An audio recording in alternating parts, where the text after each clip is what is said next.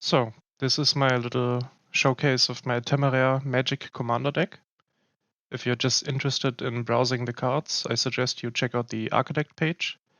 For this, you need an account and switch on the option to view custom artworks to be able to see all the cards. Since this deck is about the Temeraire series from Naomi Novik, I must issue a little spoiler warning because it features characters from all 9 books. All cards are actual Magic the Gathering cards, which are painted over with acrylic paint.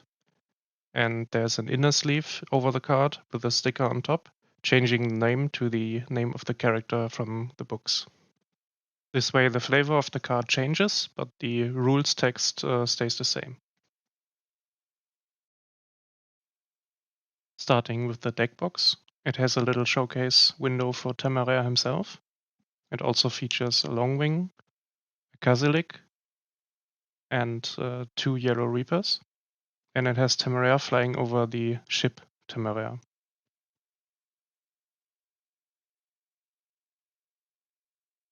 It almost perfectly fits all the 99 cards and 11 tokens. And Temeraire sits on the side.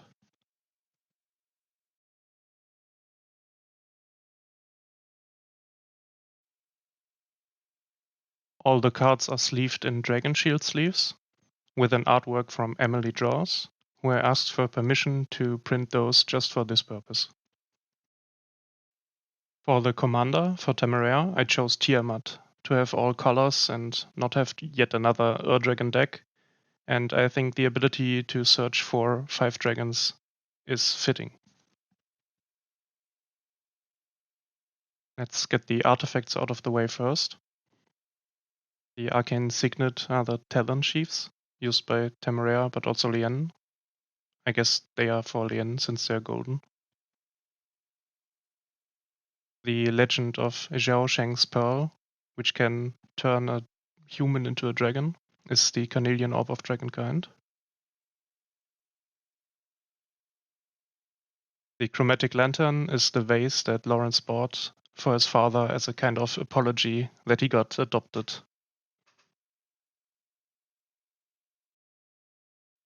This is Gentia's treasure, aka Dragonsword, and this is painted by Mazira.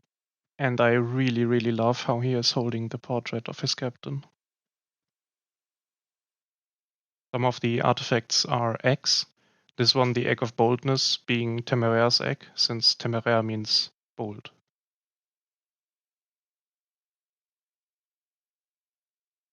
The Egg of Embassy is Tharunkar's egg, since she managed to learn so many languages in Australia inside her shell.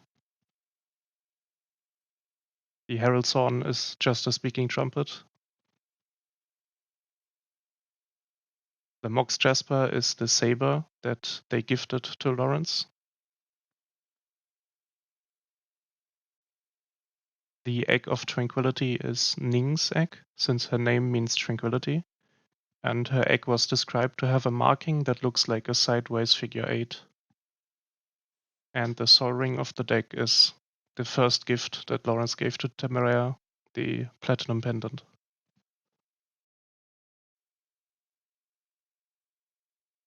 This deck does play one battle, which is the capture of the Amitié, and as a battle can be won, this one, if won, can be flipped into a creature. And the creature is the young Temeraire, just hatched out of the shell.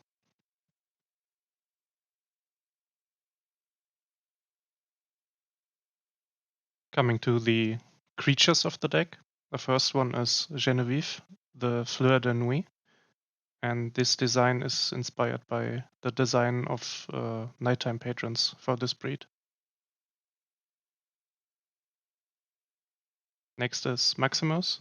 As the ancient bronze dragon, this card makes creatures bigger, and it seemed very fitting for Maximus.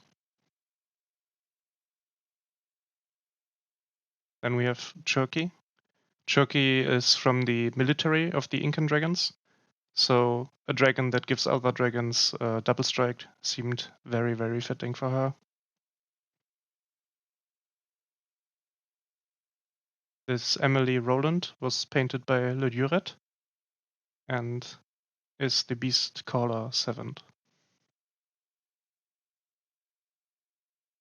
Dulcia is the Blumenwein Regent.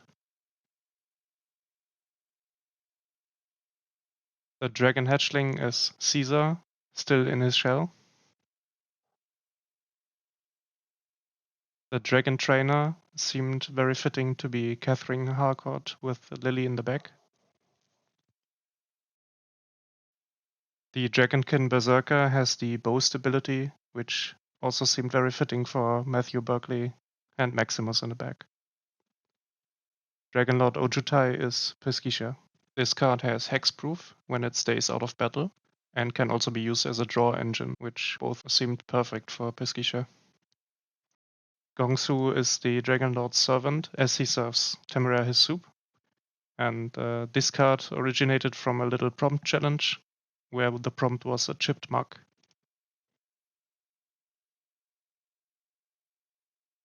This Tenzing Tharkay was also painted by Lodjuret and is the Dragonmaster Outcast, which gets your dragon each round. And Tharkay brought all the ferals to Britain.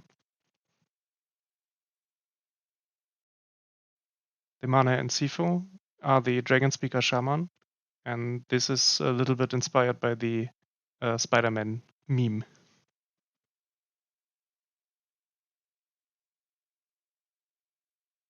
And this is Kulingile, as Kulingile attacked some people by just rolling over them. I felt like Earthquake Dragon fits very well.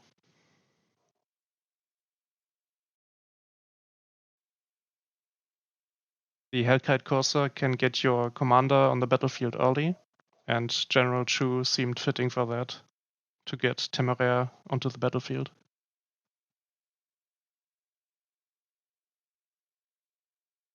This was one of the first cards I painted, Iskiaka. And who else would be the Hoarding Dragon, hoarding your artifacts?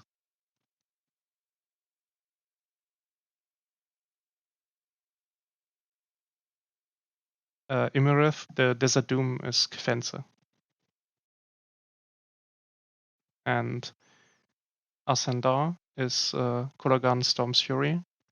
As Ascendar was described as a wicked beast by Granby, this also seemed very fitting. Mokachane is the Dragon Queen, as she is the king of the Tswana. Coming to Kiyomizu, who is the Sentinel Worm. I really wanted to include this dragon, since making copies of your dragons is really fun, and I thought Kiyomizu really liked to listen to Lawrence's stories, so telling stories about dragons may be seen as playing tokens of those dragons. Eroica is the only named Prussian dragon, and I chose the 7 Schwendmore.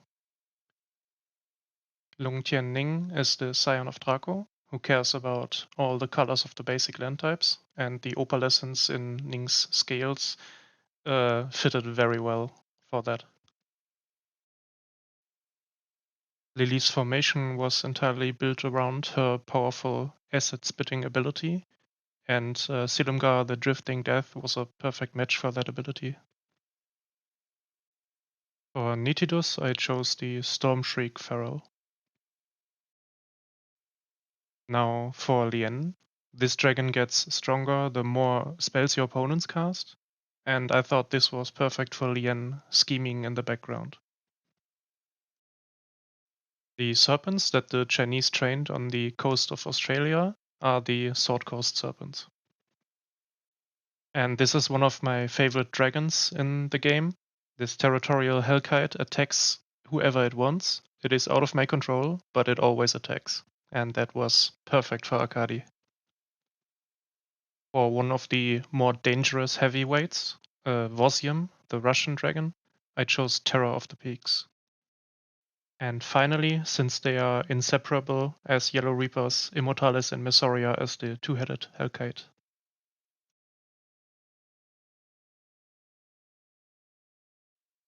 Coming to the enchantments, Dragon Militia is Call to the Spirit Dragons, and this is one of the WinCon, and I guess you win when the dragons start militarizing themselves, and if you have a dragon of each color, you win the game with this card.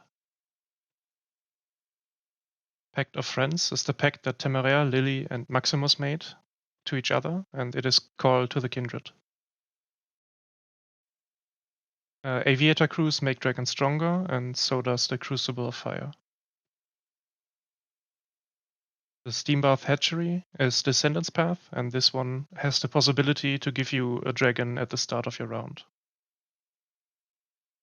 The strongest card in the deck is Prize Money as Dracogenesis. I was thinking what could make you cast dragons for free, and you get a dragon to fight for you for free if you offer them little prizes. And this is Elsie receiving a plate as a prize. Dragon Tempest gives haste to flying creatures and cares about dragons. And I thought this of formation flying and Lily's formation in this case.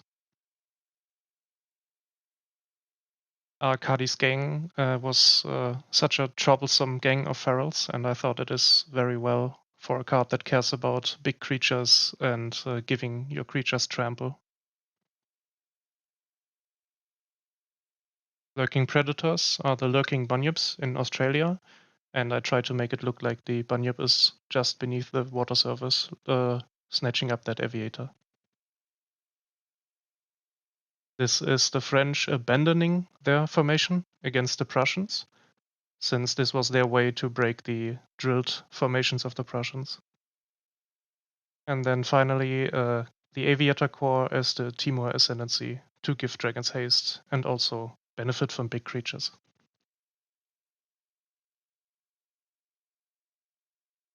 This deck plays 4 instants, and one is a protection spell. And this is the Protective Instinct from Temeraire, protecting Lawrence with his wing and snarling at the troops trying to arrest him again. Then one of the counterspells is Lord Genai's Flood, flooding away all the soldiers. And 2 spells that shoot damage. This one is Iskiaka's Flame and Lily's Acid.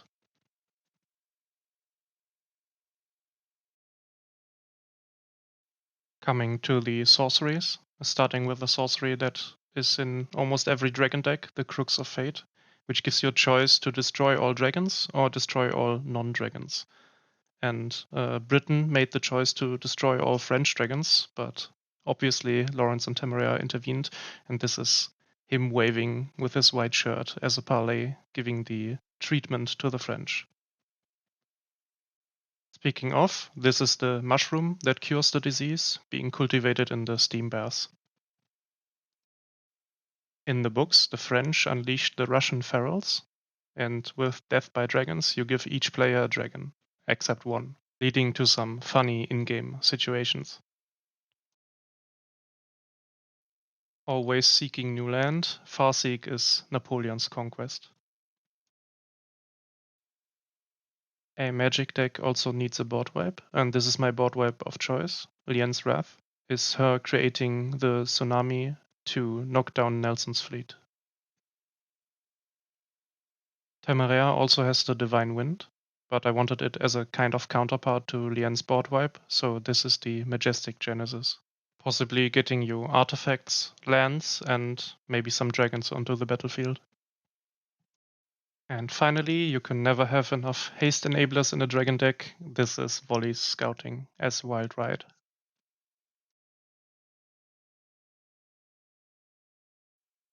Coming to the Planeswalkers, this is my William Lawrence, and I decided to draw him a bit older after the journeys of the books. And I also decided to give him Arcane, and with Temeraire behind him. For this one, I had to cheat a bit, because the shadow of Sargon Fireblood is very prominent here over the rules box, so I had to give John Granby the same pose. And the third Planeswalker is Jane Roland as Sivitri.